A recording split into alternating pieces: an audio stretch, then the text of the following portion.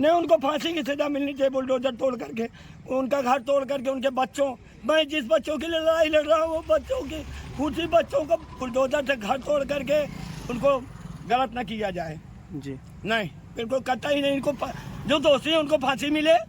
बच्चों ने क्या लिया है, घर ने क्या लिया है?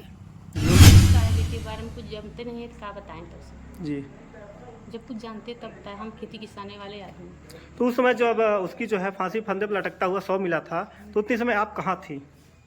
अब खेत में आए तब समझा अपन गुरुवारी बछौरी चारा कबार करने लगे। अब वो भी तो सब पता चला उनकी मम्मी आई तो पास मेरे घर चला जाता तो वहीं पढ़ता उड़ता था, वहीं टीवी देखता था। फिर उसकी मम्मी आती थी तो उसको टाइम मालूम था, वो चला आता था जी। मम्मी। अच्छा, नित्यम का जो है ये स्वभाव कैसा था?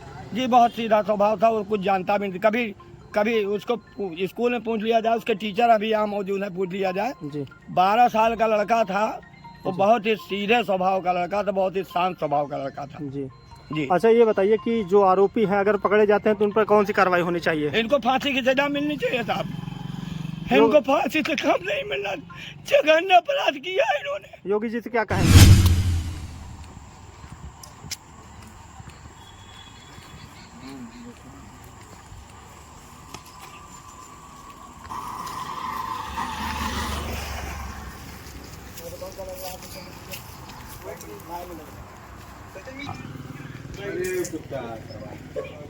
वो एक चक्कर में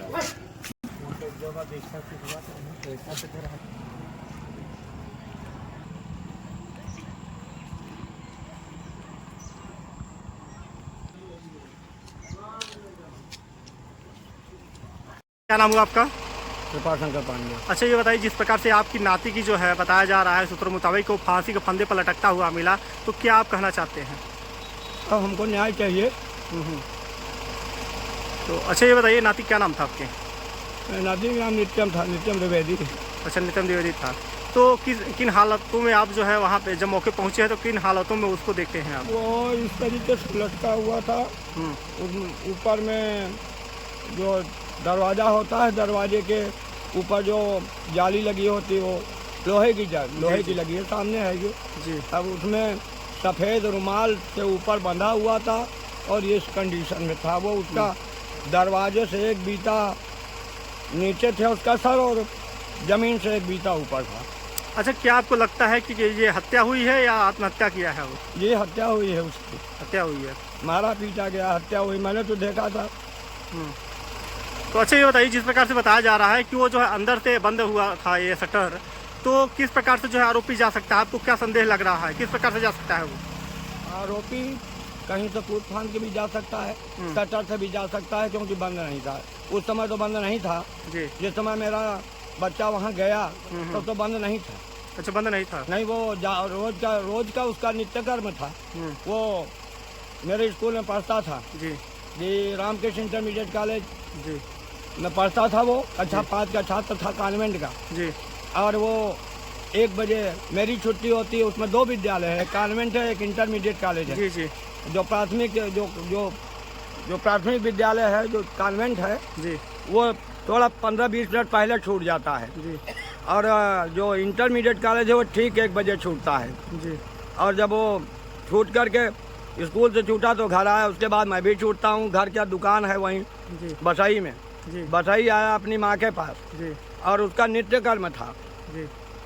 कि वो आता था अपनी माँ के पास जी। उसके बाद वो थोड़ी देर बाद खाना वाना वहाँ मिलता था तो मिलता था जी। नहीं तो ठीक 3 बजे वो यहाँ आता था, खाना खाता था मेरे पास। मैं कोचिंग पढ़ाता हूँ, अपने घर पे भी उसको पढ़ाता था।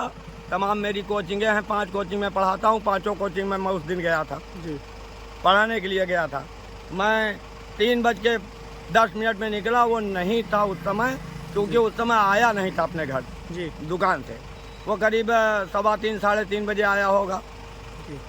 अब एग्जैक्ट टाइम तो मैं नहीं जानता कितने बजे आया, मैंने उसको देखा नहीं। मैं सामने पढ़ा रहा था यहाँ, ये सामने जी। पहला कोचिंग मेरा यहाँ चलता है सामने जी। मैं यहाँ पढ़ाया 3 से 4 तक जी। 4:15 तक, क्योंकि 3:15 बजे मेरी एक सिस्टर आ गई थी, यहीं बैठी थी जी। तो उनसे वो हमको रोक लिया। उससे मिलने के बाद मैं जो है आया यहाँ कोचिंग पढ़ा। यहाँ के बाद मैं दूसरी कोचिंग आनंद सर जी के यहाँ पढ़ाता हूँ, जी वो कोटहा ग्राम में है। जी वो भी 1 घंटे पढ़ाता हूँ, 4:15 से 5:15। जी 5:15 से 6:15 मैं डिब्बू के तिवारी के यहाँ, एक बिटिया है उनकी GS एकेडमी में पढ़ती है, इंग्लिश मीडियम में है, जी कक्षा 6 में। मैंने उसको पढ़ाया। उसके बाद चौथी कोचिंग में मैं गया।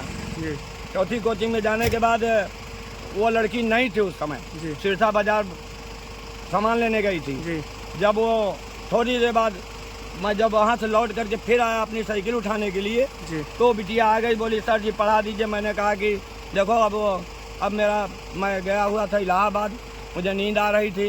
जी इस बच्चे को छोड़ने गया था, बड़े वाले बच्चे को सुल्तानपुर में एक परीक्षा थी, जी और मैं 3 बजे हम बाप बेटे और वो बच्चा जी। तीनों लोग गए। वहाँ गए प्रयाग स्टेशन पे, 5 बजे उसकी गाड़ी थी। जी 4:50 पे मैं पहुँचा था वहाँ।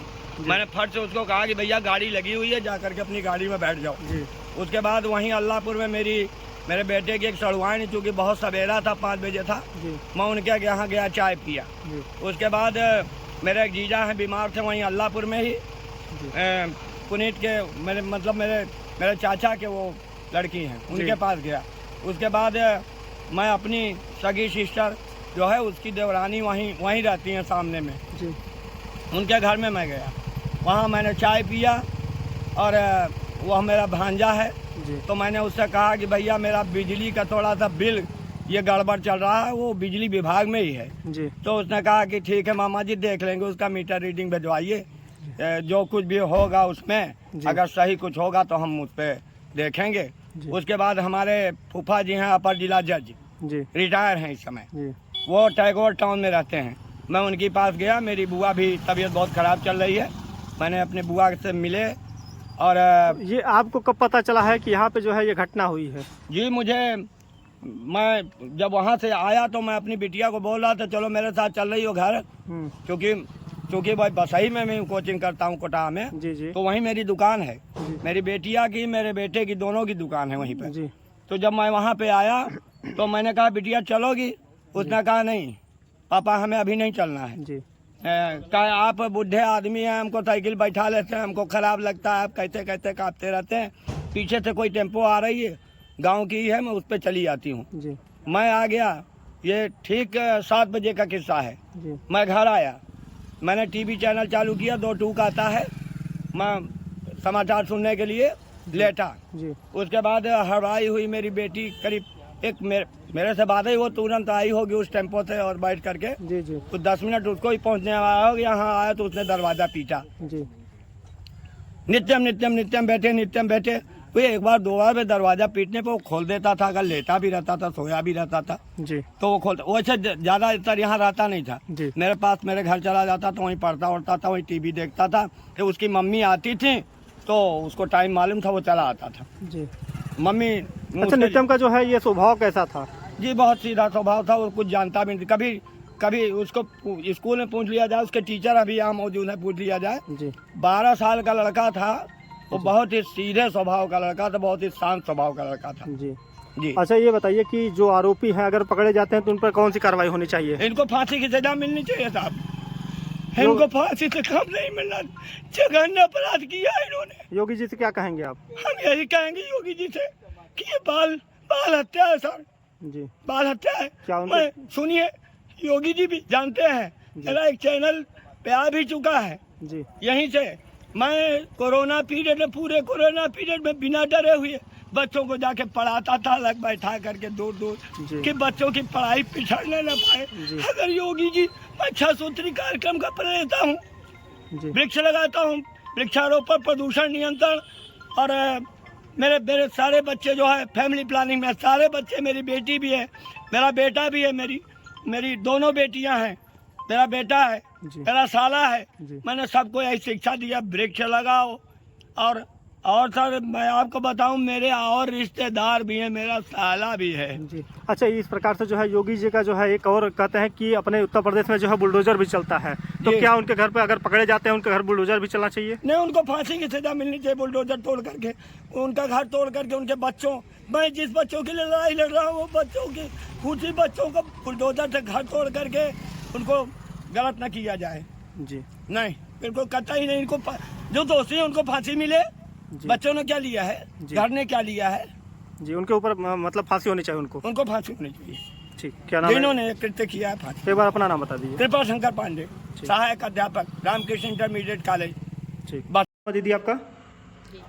अच्छा दीदी जी ये बताइए कि जिस प्रकार से जो है यहाँ पे नित्यम की जो है दर्दनाक जो है फांसी के फंदे पर लटकता हुआ शव मिला है, तो आप पड़ोसी हैं तो क्या कहना चाहती हैं? साहब के बारे में कुछ जानते नहीं है तो क्या बताएं तो जी, जब कुछ जानते तब बताएं। हम खेती किसाने वाले आदमी। तो उस समय जब उसकी जो है फांसी फंदे पर लटकता हुआ शव मिला था तो उतने समय आप कहाँ थी? अब खेत में आए तब समझा अपन गुरुवारी बछौरी चारा कबार करने लगे। अब वो भी तो सब पता चला उनकी मम्मी आई तो आपको कब पता चला ये? जब उनकी मम्मी आई। अच्छा, उनकी मम्मी आई तब। अच्छा, जिस प्रकार से जो है देखा जाए कि यहाँ पे जो है एक बच्चे की निर्गम हत्या कर दी जाती है, या तो आत्महत्या है या तो हत्या है, ठीक, तो यहाँ पे ये बताइए आप पड़ोस की रहने वाली हैं, तो क्या आपको चीखने और चिल्लाने की आवाज़ नहीं निकली? नहीं साहब, हम 4 बजे से 3:30 बजे के बीच खेत में चले जाते हैं। किसान हैं, जी जी। चारा कबार लाना पड़ता है। ऐसे कि हम 3:30 बजे के बीच नहीं रहे, 6 बजे आए अपने खेत से चारा लेके। जी, तो पड़ोसी का लड़के का बिहेवियर कैसा था? मतलब पड़ोसी का लड़का जो खत्म हुआ है उसका बिहेवियर कैसा था, उसका व्यवहार कैसा था? नहीं नहीं, इसमें व्यवहार कोई गड़बड़ नहीं था। उस साथ में अपने ले रहती हैं, वैसा कोनो नहीं रहे ना, का बताइए आप। हाँ, वैसे कोई बात नहीं। तो आप कुछ नहीं जानते उस विषय पे? उनके बच्चे के बारे में नहीं जानते। तो आप उनको कब से जानती हैं? जो पड़ोसी हैं आपके कब से जानती हैं उनको? अरे जब से आप जानते हैं कि अब जब से मतलब रहने लगे हैं तब से ऐसे कोई बात नहीं बा, वो ठीक ठाक है, क्या बताइए। तो नियर अबाउट 10 साल 15 साल कब से जानती हैं उनको? नहीं, हम तो 1.5 साल से रहने लगे। अच्छा, 1.5 साल से रह रही हैं। अच्छा, एक बार अपना परिचय बताइए, गाँव बता दीजिए, ये इतना आसान लगता है। नाम बता दीजिए। अपना हाँ, बेटा पति जी कहाँ रहते हैं आपके? नहीं दुकान चाय के। अच्छा, क्या नाम है पति का?